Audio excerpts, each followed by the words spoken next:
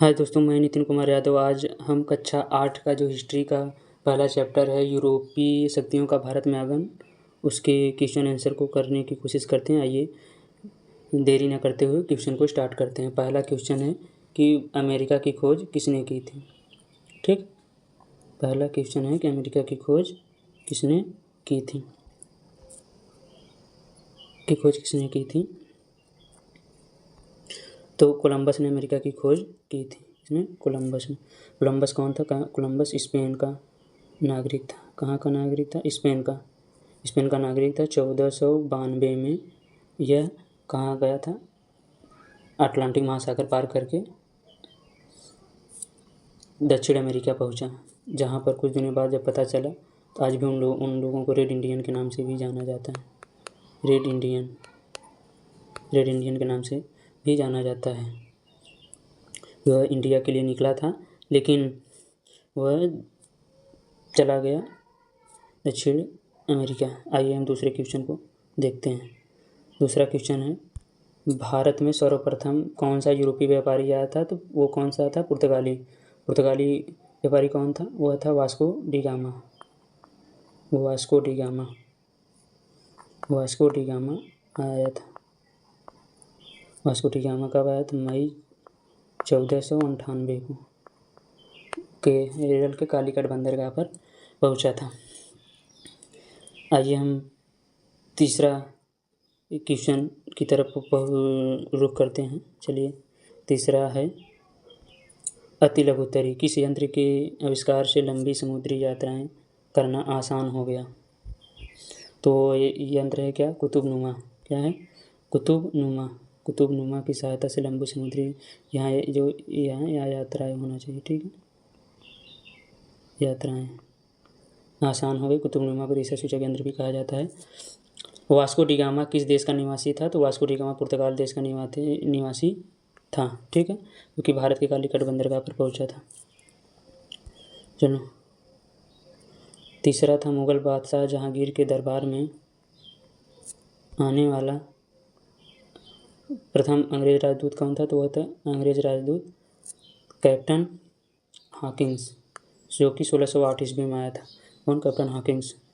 अब चलते हैं हम अपने लघुत्तरी प्रश्न की तरफ। कैप्टन हॉकिंस क्यों आया था? क्योंकि यह फारसी भाषा का जानकार था, अंग्रेजी भी जानता था, उर्दू भी जानता था, और उस समय यह अकबर के लिए लेकर आया था, लेकिन अकबर की मृत्यु हो गई तो बादशाह बना वो जहांगीर। तो जहांगीर को अपना फरमान दिया। जहांगीर को फरमान देने के बाद फरमान दे दिया और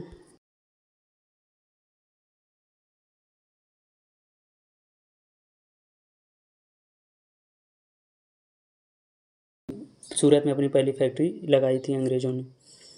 ठीक, आगे क्वेश्चन देखते हैं कि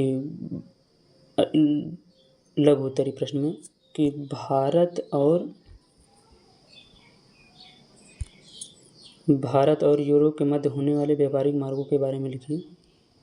तो भारत और यूरोप के मध्य होने वाले 3 व्यापारिक मार्ग थे। पहला था फारस की खाड़ी वाला जो समुद्री मार्ग था, इराक वेनिस से जाया जाता। दूसरा मार्ग लाल सागर से अलेक्जेंड्रिया का था, जहाँ रास्ता बहुत कठिन था। तीसरा मार्ग मध्य एशिया से मिस्र होता यूरोप के लिए जाया करता था, जो कि बड़ा रास्ता पर किसका कब्जा था? अरब व्यापारियों का। अब हम मैप के माध्यम से समझते हैं। ठीक है, किसके माध्यम से? मैप के माध्यम से समझते हैं इसको अच्छी तरीके से।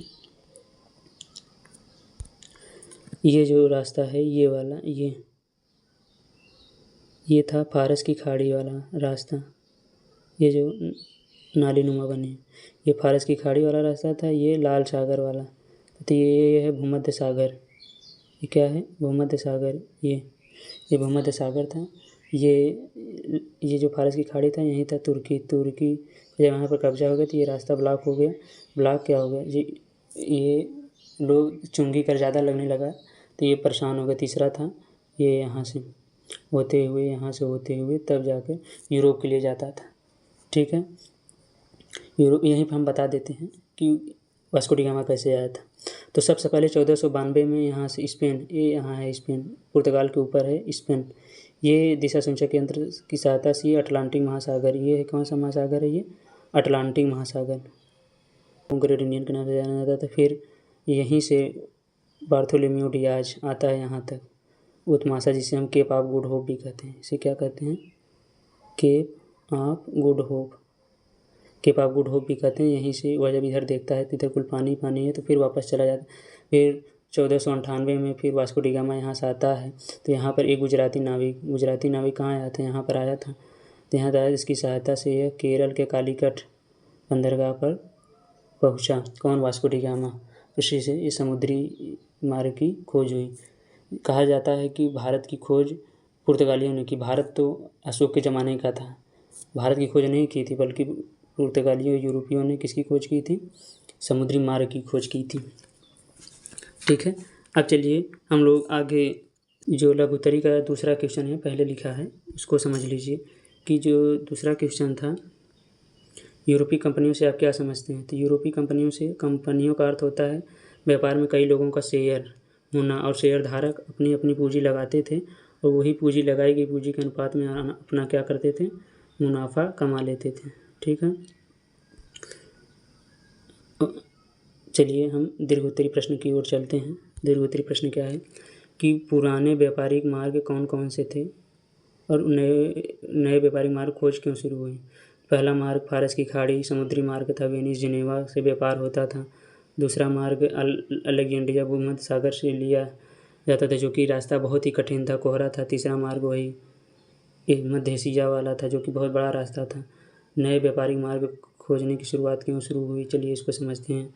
क्योंकि जो फारस की खाड़ी वाले मार्ग पर उसके तुर्कियों द्वारा ऑटोमन साम्राज्य पर, यहाँ पर होना चाहिए जो पूर्व लिखा है, यहाँ पर ऑटोमन साम्राज्य पर कब्जा हो गया और कुस्तुंतनिया को तुर्कों की राजधानी घोषित कर दी गई। जब तक ये यूरोपवासी का व्यापार बंद हो गया, क्योंकि चुंगी कर ज़्यादा देना पड़ता था। दूसरा, लाल सागर, यहाँ कोहरा अधिक था और चट्टान, जिससे व्यापार करना कठिन हो गया।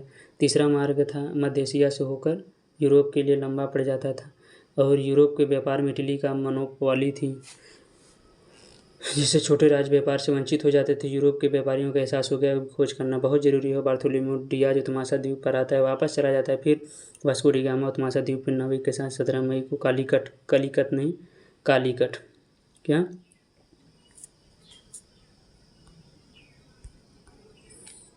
कहाँ कालीकट बंदरगाह पर पहुंच जाता है, और तब नए समुद्री मार्ग की खोज होती है। ठीक है, अगर वीडियो न समझ में आया हो तो आप इसका जो PDF अगर चाहिए तो हमारे Instagram ID dream government job 615 पर मैसेज कर सकते हैं। धन्यवाद। वीडियो अच्छा लगा चैनल को सब्सक्राइब कीजिए। आने वाले जो वीडियो हो आप सबके पास जल्द से जल्द पहुँचे।